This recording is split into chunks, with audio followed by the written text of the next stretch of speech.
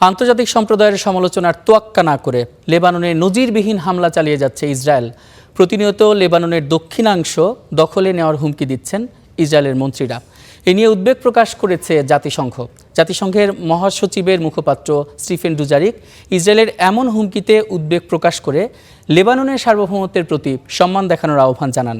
এর আগে ইসরায়েলের প্রতিরক্ষা মন্ত্রী হুমকি দিয়ে বলেন, তারা যদি হিজবুল্লাহকে নিরস্ত্র করতে ব্যর্থ হয় তাহলে ইসরায়েল লেবানন দখল করে নেবে।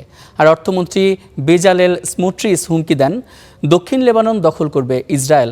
সেনা অভিযানের মধ্য দিয়ে এলাকাটি অনেকটাই বিচ্ছিন্ন করে ফেলেছে ইসরায়েল। 13 মার্চ থেকে এখন পর্যন্ত লিটানি নদীর ওপর 5টি সেতু ধ্বংস করেছে, সেই সঙ্গে সীমান্তবর্তী গ্রামের ঘরবাড়ি গুঁড়িয়ে দিচ্ছে। ইসরায়েলি হামলায় লেবাননে মৃতের সংখ্যা 1000 ছাড়িয়েছে।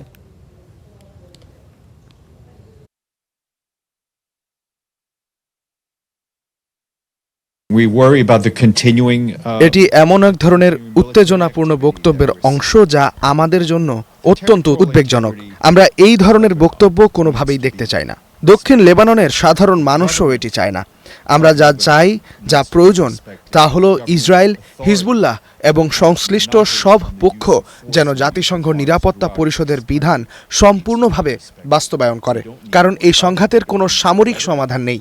আমরা ইসরায়েলের চলমান সামরিক কার্যক্রম নিয়ে উদ্বিগ্ন।